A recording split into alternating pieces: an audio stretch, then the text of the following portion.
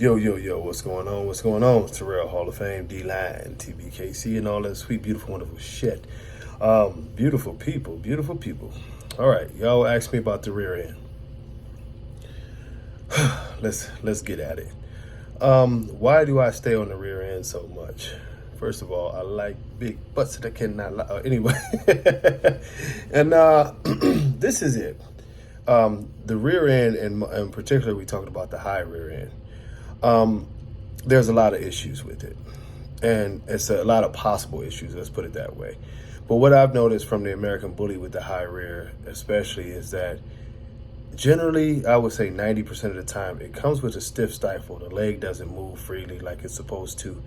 And with that lack of free range in the leg, what's happening is that think of the assembly, the rear end assembly, coming from the hips, transferring energy down through the knee, all the way down to the feet, or the ankles, we'll talk in people terms, ankles to the feet.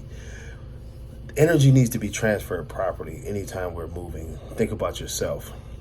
If you walked and your knees didn't bend, imagine how much your feet and your hips would hurt. Well, this is basically what we see with the high rear. And I'll go into the other part of it also. Now think about that.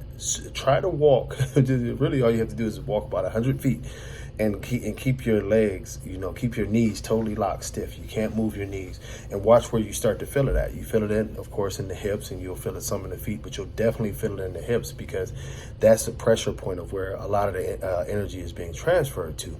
With a heavier dog, especially, that's gonna have a long-term effect, a buildup of arthritis, a wearing down of the joint, and eventually you'll probably have to put the dog down because the hips are blown.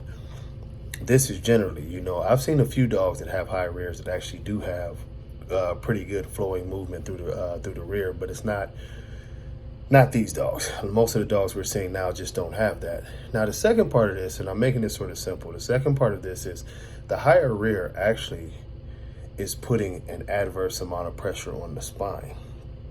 Being a person who was in an ugly car accident and had my spine compressed, a lot of things go wrong when the spine is compressed. For me, it was things like I started losing the function in my legs. I would be walking and my legs would just go out. It did the same thing in my arms. I had a lot of little small issues besides the normal pain, to where neurologically the body just wasn't working until therapy was able to stretch the spine back out, literally. Well, with the dogs, it's similar issues that can start to happen as far as neurological things that could go wrong with the compression of the spine. By the spine being angled upwards, what happens is the force that's coming from the front a lot of times should be just flowing through the back. So as the dog boom and the dog flows and you see the coil energy is coming out the back, you see how dogs run, you see how a cheetah runs, it's boom, and the energy is not going forward, it's coming through the back, it's released through the back.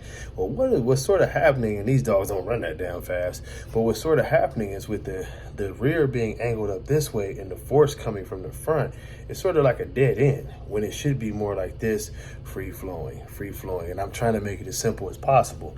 So what happens a lot of times, because the rear is so stiff, it's not transferring any kind of energy. It's just sort of stiff and holding it. So as the dog does move from the front, the push is coming back towards the stiff rear end. The spine is doing one of these numbers and it's compressing. Well, over time, that does cause neurological issues. It causes, and it could be something very, very small, or it could be something very, very major. But the one thing that we all know is that you don't want a ton of pressure on the spine. And it is proven that after a while, that does bring issue.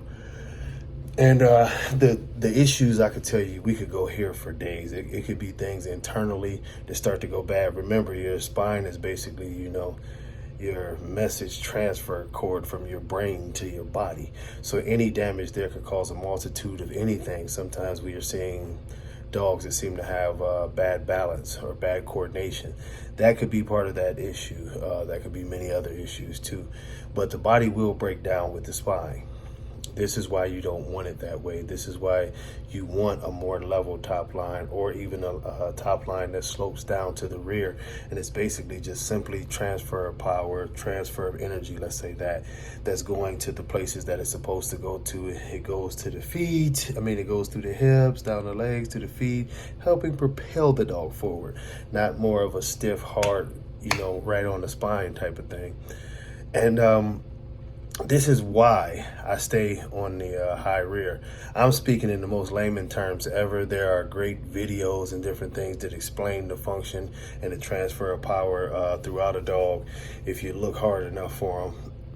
And the main thing is that this is one of the reasons why when you see the chart of how a dog is supposed to be built, it's like that for a reason. It's not just for looks. Function plays a big part into this. Function plays a big part into everything. The way that you see the charts of the dogs being put together, really all of that's like, think of engineering. It's not just the look that matters. It's the way it helps the dog move itself, the way the dog is going to survive, the way the dog, not even moving, holds its weight properly. If any body part is longer than the other in a ratio, that means it's more stress on another body part. And this is why conformation is so important in all animals, not just the American bully or certain dogs. Is because if the conformation and the aesthetics and the way this dog is put together properly is not done properly, then there's going to be breaking points to where the dog starts to break down. You might see it in the back as the back starts to dip a little harder. You might see the feet start to splay because the feet are not being held together properly. So too much weight, and the feet are not put together properly, and they splay apart instead of being nice tight paws. The elbows might start to bow. You might see a lot of different things as to where the dog is giving. But when a dog is put together well, and we start off talking about the rear, you'll notice it holds together. You'll see this dog 7 or 8 years later, and it'll be that way. But until next time, I'll catch up with y'all. Peace.